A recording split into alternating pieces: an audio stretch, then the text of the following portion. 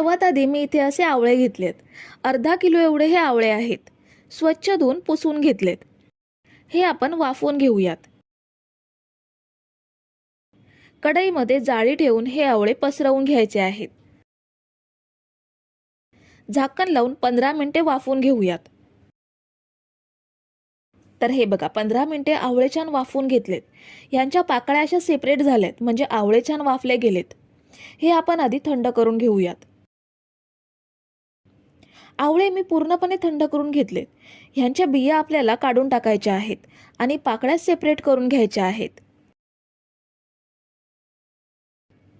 तर सगळ्या आवळ्यांच्या मी बिया काढून टाकल्यात आणि पाकळ्या सुद्धा सेपरेट केल्यात।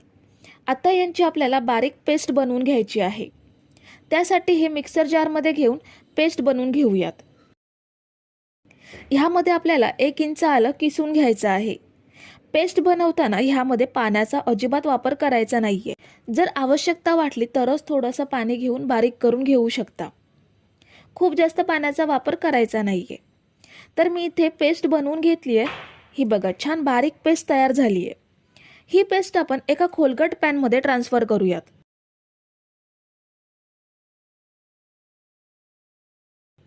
आवळ्याची सगळी पेस्ट आपण या पॅन मध्ये काढून घेतली आहे। आता ह्यामध्ये अर्धा किलो गूळ घ्यायचा आहे। जेवढा आपण आवळे घेणार आहोत तेवढाच आपल्याला गूळ घ्यायचा आहे। आवळे इथे मी अर्धा किलो घेतलेत, म्हणून गूळ सुद्धा मी इथे अर्धा किलो घेतलाय। गूळ आपण आवळ्याच्या पल्प मध्ये मिक्स करूयात। पूर्णपणे एकजीव झाल्यानंतर चवीनुसार अर्धा चमचा मीठ ऍड करायचं आणि पाव चमचा काळं मीठ घेऊयात। हे सुद्धा ह्यामध्ये छान मिक्स करून घ्यायचं आहे। आता हा गूळ आपण पूर्णपणे विरघळवून घेऊयात। गूळ पूर्णपणे विरघळला की ह्यामध्ये अर्धा चमचा लिंबाचा रस ऍड करायचा। लिंबाच्या रसामुळे आवळा गोळीची चव अजून वाढेल आणि छान चटपटीत लागेल। आता हे आवळ्याचं मिश्रण आपल्याला सतत ढवळून घट्ट करून घ्यायचं आहे। 8 ते 10 मिनिटांनी आपल्याला ह्यामध्ये कॉर्नफ्लोअर ऍड करायचा आहे। वाटीमध्ये 1 चमचा कॉर्नफ्लोअर घेऊन तेवढंच ह्यामध्ये पाणी ऍड करून स्लरी बनवायची आणि ही कॉर्नफ्लोअरची स्लरी आपल्याला आवळ्याच्या मिश्रणामध्ये मिक्स करायची आहे। ह्यामुळे आवळ्याचं मिश्रण लवकर घट्ट व्हायला मदत होईल। पुन्हा आपण हे सतत ढवळून घट्ट करून घेऊयात। 20 मिनिटांनंतर हे पहिल्यापेक्षा थोडं घट्ट झालंय।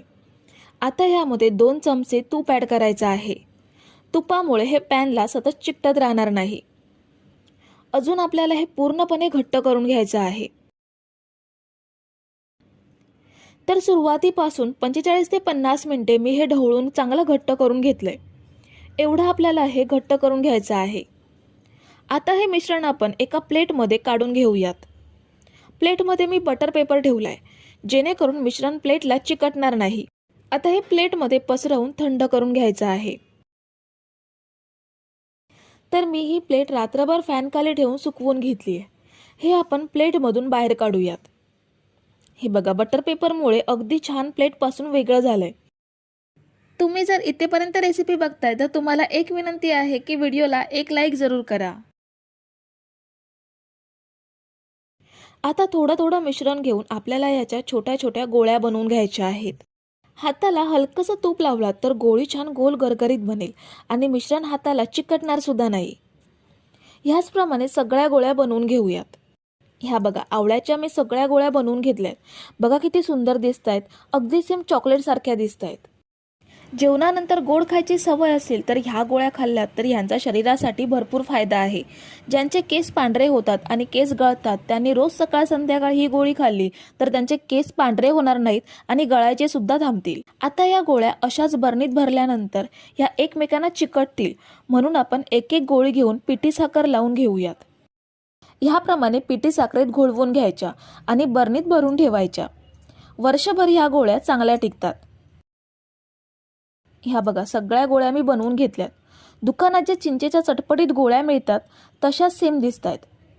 ह्या आता मी बरणीत भरून ठेवणार आहे। इथे फक्त एक गोष्ट लक्षात ठेवा, मिश्रण आपल्याला पूर्णपणे घट्ट करून घ्यायचं आहे, मगच थंड करायचं आहे। जर मिश्रण पातळ राहिलं असेल तर बरणीमध्ये गोळे एकमेकांना चिकटतील। तर ह्या बघा, आपल्या आवळ्याच्या चटपटीत पाचक गोळ्या तयार आहेत.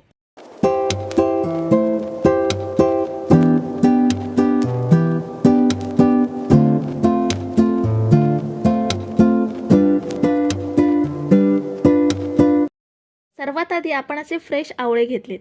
बाजारातून निवडताना चांगले आवळे निवडायचे. त्यावर डाग असेल तर चालेल, पण तुटलेला किंवा खराब आवळे घ्यायचे नाहीयेत. कारण आपण मोरावळा वर्षभर किंवा त्यापेक्षा जास्त टिकवणार असतो. म्हणून तर हे आवळे मी धुवून चांगले पुसून कोरडे करून घेतलेत. आता हे वाफवून घेऊयात. एका पातेल्यात पाणी घेतलंय, ते गरम सुद्धा झालंय. आता ह्यावर जाळी ठेवूयात. टोपावर चाळणी ठेवून सुद्धा आवळे वाफवू शकता. प्लेटवरती आवळे ठेवूयात. पाण्याला उकळी आल्यावर किंवा गरम झाल्यावरती फक्त 5 मिनिटं हे आवळे आपल्याला वाफवून घ्यायचे आहेत. जर पातेल्यात पाणी घेऊन लगेच वाफवायला ठेवले तर 10 मिनिटे वाफवायचे. आता मी हे पाणी गरम झाल्यावरती चाळणीमध्ये ठेवते, म्हणून फक्त 5 मिनिटे वाफवून घेणार आहे. झाकण लावून 5 मिनिटे वाफवून घेऊयात. जास्त वेळ वाफवले तर पाकळ्या बियांपासून वेगळ्या होऊ शकतात आणि पाकात शिजवताना आवळ्यांचा लगदा होईल किंवा स्मॅश होऊ शकतात. म्हणून आपण हे फक्त 5 मिनिटं वाफवणार आहोत. 5 मिनिटांनी झाकण काढूयात. हे बघा, आवळ्यांचा रंग चेंज झालाय. मस्त वाफले गेलेत. आपल्याला जसे पाहिजे तसे वाफले गेलेत. पाकळ्या अजिबात खुलल्या गेल्या नाहीयेत. आता हे आपण थंड करून घेऊयात. आवळे फॅनखाली थंड करून घेतलेत, पण हे ओलसर आहेत, तर आपल्याला हे कोरडे करून घ्यायचे आहेत. स्वच्छ कापडाने किंवा टिश्यूने हे पुसून घ्यायचे, कारण यावरती पाण्याचा अंश राहणार नाही. आपण हे आवळे वर्षभर टिकवणार आहोत आणि जर ह्यामध्ये पाणी राहिलं तर आवळ्यांना बुरशी पकडू शकते. सगळे आवळे पुसून घेऊयात. आवळे पुसून घेतल्यावरती किंवा कोरडे केल्यावर आवळ्यांना काट्या चमच्याने होल करून घ्यायचे किंवा सुरीने सुद्धा छेद करून घेऊ शकता. ह्यामुळे काय होईल तर आपण पाकात शिजवताना पाक आतपर्यंत चांगला मुरला जातो आणि आवळा छान रसरशीत होतो. सगळ्या आवळ्यांना होल करून घेऊयात. आवळ्यांना होल करून घेतल्यावर आपण ज्या भांड्यात हे शिजवणार आहोत त्या भांड्यात हे ट्रान्सफर करूयात.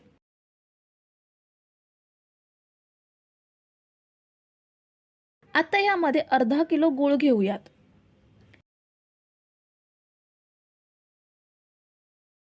आणि पाव किलो साखर घेऊयात. 1 किलो आवळ्यांसाठी हे प्रमाण अगदी योग्य आहे. साखर आणि गूळ दोन्ही का घ्यायचं तर दोन्ही घेतल्यामुळे आवळे छान रसरशीत होतातच, त्याशिवाय मुरांब्याला रंग सुद्धा छान येतो. जर तुम्हाला फक्त गुळामध्ये किंवा फक्त साखरेमध्ये मुरांबा बनवायचा असेल तर 1/2 किलो गूळ किंवा 1/2 किलो साखर घ्यायची. हे आपण गॅसवर ठेवायच्या आधी मिक्स करून घेतलंय. आता कढई गॅसवर ठेवूयात. गॅसची फ्लेम पूर्णपणे स्लो ठेवायची आणि साखर गूळ वितळवून घ्यायचा. जोपर्यंत साखर आणि गूळ वितळत नाही तोपर्यंत गॅसची फ्लेम मंद ठेवायची आहे आणि हे अधेमध्ये ढवळत राहायचं. पाण्याचा वापर बिलकुल करायचा नाहीये. जसजसं आवळे आणि साखर गूळ गरम होईल तसतसं साखर आणि गूळ वितळू लागेल. हळूहळू साखर आणि गूळ विरघळू लागलाय. आपल्याला हे असंच मधून मधून ढवळून घ्यायचं आहे. 10 मिनिटांनी बघू शकता साखर छान विरघळली आहे आणि गूळ अगदी थोडासाच विरघळायचा बाकी आहे. हे बघा, 15 मिनिटांनी साखर आणि गूळ छान विरघळली आहे. आता गॅसची फ्लेम वाढवायची. गॅसची फ्लेम मिडियम करून आवळे पाकात शिजवून घेऊयात. आता 25 मिनिटं झाली आहे. साखर आणि गुळाच्या पाण्याला उकळी आली आहे. आता पाक आणि आवळे शिजायला सुरुवात झाली आहे. हळूहळू आवळ्यांचा आकार कमी होतो आणि ते तपकिरी रंगाचे होऊ लागतात. थोड्या थोड्या वेळाने तुम्हाला आवळे स्टेप बाय स्टेप कसे मुरतात ते दाखवते. 35 मिनिटांनी आवळ्यांचा रंग पहिल्यापेक्षा खूप चेंज झालाय. गडद तपकिरी होऊ लागलाय आणि आवळे सुद्धा अजून टवटवीत आहेत. अजून 15 मिनिटे आपल्याला हे शिजवून घ्यायचे आहेत. हे बघा, आता 50 मिनिटं झाली आहेत. आवळ्यांचा रंग गडद तपकिरी झालाय. आवळे आता टवटवीत राहिले नाहीयेत, त्यांना सुरकुत्या पडायला लागल्यात. आता गॅस बंद करायचा आणि हे आवळे चांगले थंड करून घेऊयात. पाक गरम असल्यामुळे थंड होईपर्यंत उष्णतेने ह्यांचा रंग अजून डार्क होतो. ह्यांच्यावर झाकण ठेवायचं नाहीये, कारण झाकण ठेवल्यावरती वाफेने पाणी सुटेल आणि पाणी पाकात ॲड झालं तर मोरावळा जास्त दिवस टिकणार नाही. म्हणून झाकण न ठेवता थंड करून घेऊयात. हे बघा, आवळे मस्त थंड करून घेतलेत आणि मस्त पाकात मुरलेत आणि पाक सुद्धा अजिबात घट्ट झाला नाहीये. खूप छान पाक तयार झालाय. सांगितलेल्या प्रमाणात गूळ आणि साखर घेतले की मस्त मोरावळा तयार होतो. एक आवळा तोडून दाखवते. हे बघा किती छान मऊसूत पाकात मुरलाय ते. आता हे काचेच्या बरणीमध्ये भरून ठेवायचे. त्याआधी बरणी स्वच्छ कापडाने पुसून कोरडी करून घ्यायची आणि आवळे पाकासहित बरणीत भरून ठेवायचे.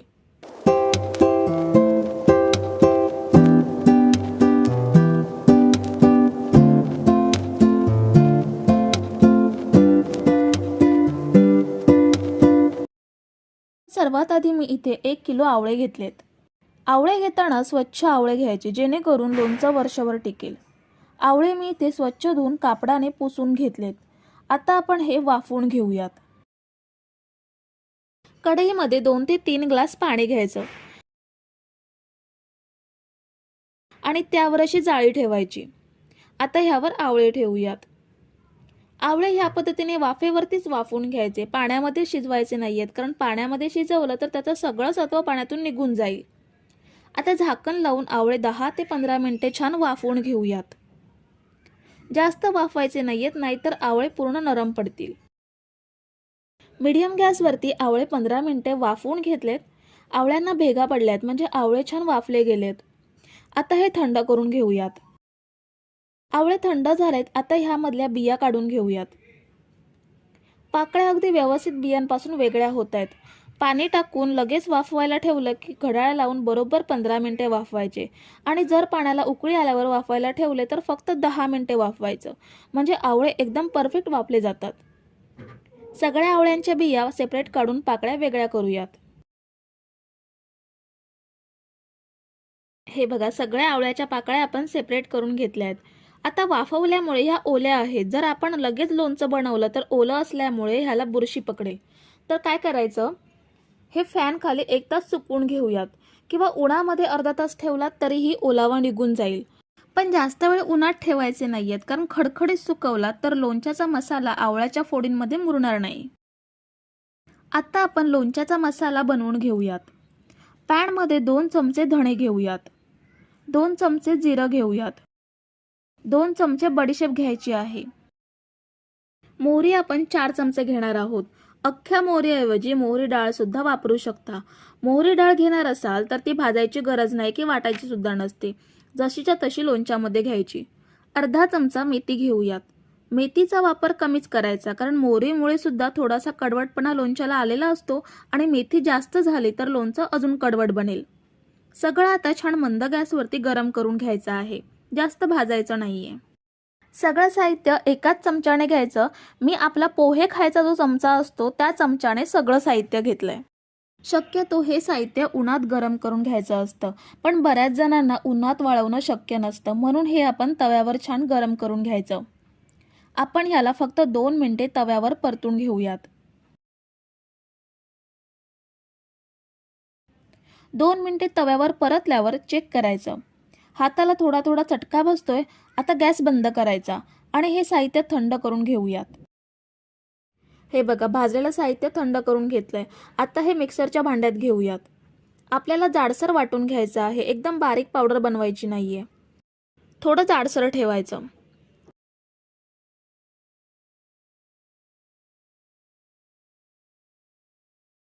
हे बघा, मसाले वाटून घेतलेत. अशी जाडसर पावडर बनवायची.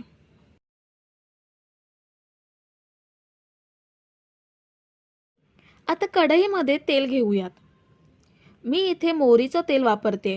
मोहरीच्या तेलामुळे लोणच्याला खूप मस्त टेस्ट येते. मोहरीच्या तेलाऐवजी रोजचं जेवणातलं तेल सुद्धा तुम्ही इथे वापरू शकता. इथे मी 1 किलो आवळ्यासाठी पाव लिटर म्हणजे 250 मिली एवढं मोहरीचं तेल घेतलंय. तेल आपल्याला चांगलं गरम करून घ्यायचं आहे. खूप जास्त गरम करायचं नाहीये, म्हणजे तेलातून धूर निघेल एवढं गरम करायचं नाहीये. हाताला गरम वाफ लागेल एवढं गरम करायचं. आता गॅस बंद करूयात आणि कढई साईडला घेऊयात. तेल जास्त गरम असताना मसाले टाकायचे नाहीयेत, नाहीतर मसाले करपतील आणि लोणच्याला चांगला टेस्ट लागणार नाही.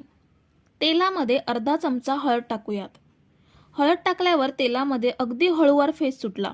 टाकल्या टाकल्या लगेच फेस आली नाहीये, म्हणजे समजू शकता की तेल किती कमी गरम आहे ते. अर्धा चमचा हिंग घेऊयात. 2 चमचे लाल तिखट. मी इथे काश्मीरी मिरची पावडर वापरली आहे, ह्यामुळे लोणच्याला रंग खूप छान येतो. आणि आता वाटलेला मसाला ॲड करूयात. सगळं छान चमच्याने एकजीव करूयात.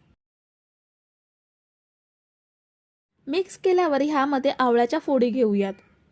आवळ्याच्या फोडी फॅन खाली छान सुकवून घेतल्यात. आता 2 चमचे मीठ घेऊयात. रोजच्या जेवणापेक्षा मीठ थोडं जास्त घ्यायचं, म्हणजे आवळा मिठात मुरला की लोणचं खायला खूप छान लागतं आणि लोणचं बराच काळ टिकतं, लवकर खराब होत नाही. आता सगळं छान मिक्स करूयात. हे बघा, सगळं मिक्स करून घेतलंय. सांगितलेल्या प्रमाणात सगळं साहित्य घेतलं की अगदी छान लोणचं तयार होतं. शिवाय बघू शकता, काश्मीरी मिरची पावडर वापरल्यामुळे लोणच्याला खूप मस्त रंग सुद्धा आलाय. आता पूर्णपणे थंड झाल्यावरतीच हे काचेच्या किंवा प्लास्टिकच्या स्वच्छ बरणीत भरून ठेवायचं, किंवा चिनी मातीची बरणी असेल तर ती सुद्धा तुम्ही इथे वापरू शकता. फक्त कोणतीही बरणी घेताना ती ओलसर नसावी, चांगली कोरडी करून घ्यायची आणि लोणचं भरल्यावर झाकण अगदी गच्च लावायचं. लोणच्याला हवा लागता नाही असं. आणि बरणी ठेवताना अशा जागी ठेवायची ज्या ठिकाणी सूर्यप्रकाश किंवा सूर्याचं ऊन येत नसेल, कारण चुकूनही जर लोणच्याला ऊन लागलं तर गरम होऊन लोणचं खराब होऊ शकतं. तर आजच्या रेसिपीच्या टिप्स महत्त्वपूर्ण वाटल्या असतील तर नक्की कमेंट करून सांगा आणि रेसिपीला लाईक जरूर करा. आणि चॅनलला जर सबस्क्राईब केलं नसेल तर पटकन सबस्क्राईब करून बेल बटन प्रेस करून ऑलला क्लिक करा.